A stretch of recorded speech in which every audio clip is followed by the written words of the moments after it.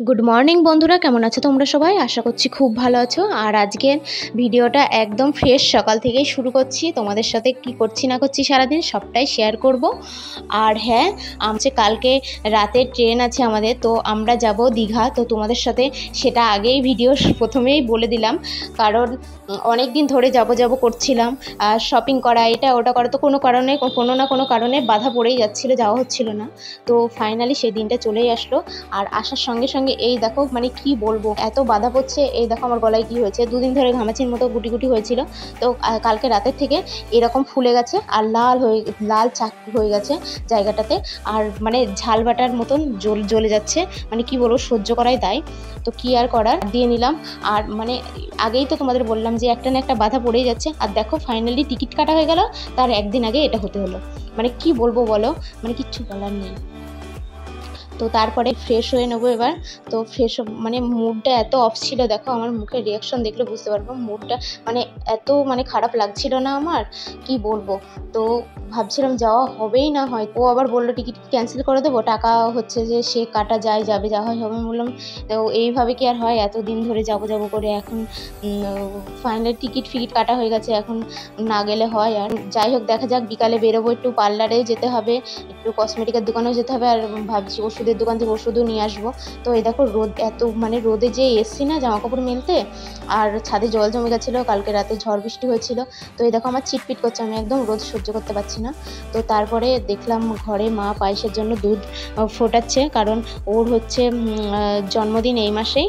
তো ও তো বাড়ি থাকবে না, মানে পায়েস রান্না হবে না। তো মা বললো তাহলে ওই ডেটে, তো 28 তারিখে ওর জন্মদিন, বাংলায় 28 তারিখে আর ইংরাজি মে মাসে 12 তারিখে। তো ওই জন্য বললো এখনই পায়েসটা বানিয়ে দিই এই মাসে, কারণ ও তো দিনের দিন বাড়ি থাকছে না, ওই জন্য। আর এদিকে দেখো তরমুজ নিয়ে এসেছিলো, তরমুজটা কি সুন্দর, একদম লাল টকটকা, আর খেতেও অনেকটা মিষ্টি ছিল। তো তারপরে মাছও নিয়ে এসেছিলো, তরমুজ মাছ এইসবগুলো নিয়ে এসেছিলো বাজারে বেরিয়ে। তো মাছটা ধুয়ে নিলাম। তো মাছটা ভেজে রেখে দেবো, রান্না আমি করবো না, রান্না মাই করবে। তো আমি শুধু মাছটা ভেজে রেখে দিচ্ছি।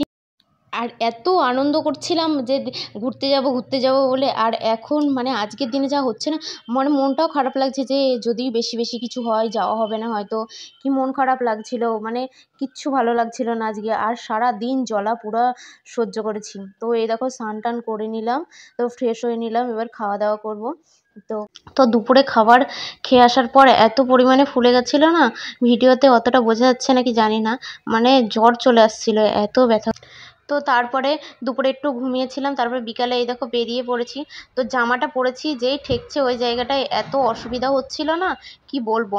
মানে বেরোতে তো একটু ইচ্ছা করছিল না, কিন্তু এমনই পরিস্থিতি, মানে আজকে বেরোতেই হবে, কালকে ওখানে যাব আবার। ডাক্তারের মানে ওষুধটা দেখিয়েও নিতে হবে, এ তো আর জ্বর না যে জ্বরের ওষুধ বলে নিয়ে চলে আসলো, ওটা দেখবে। তো তারপরে ওষুধ নিলাম, তারপর কসমেটিকের দোকানে এই জন্যই গিয়েছিলাম, বেশি কিছু নেওয়ার ছিল না। লিকুইড সিঁদুর নিলাম আর একটা নেল পলিশ নিলাম, কারণ কারণ এক জায়গায় গেলে না ওই গুঁড়ো সিঁদুরগুলো মানে নিয়ে যাওয়া যায় না। লিকুইড সিঁদুর আমি যা বলবো বিয়ের পর পরিনি, এই প্রথমবারই নিলাম।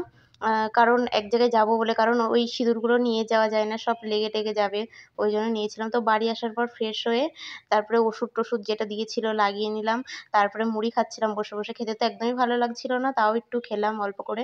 তো তারপরে এই দেখো আমি ওকে বললাম, তোমাকে আমি জামা কাপড়গুলো দিচ্ছি, তুমি ব্যাগের ভিতরে নিয়ে নাও, মানে ট্রলির ভেতরে ও সুন্দর করে ভাঁজ করে বেশি নিতে পারে। তো ওই জন্যই ওকে বললাম নিয়ে নিতে। তো যাই হোক, আজকের ভিডিওটা এই পর্যন্তই রাখলাম। তো তোমরা কেমন লাগলো ভিডিওটা অবশ্যই কমেন্ট করে জানিও। আর হ্যাঁ, দীঘার ভিডিওগুলো সব তোমাদের সাথে শেয়ার করব।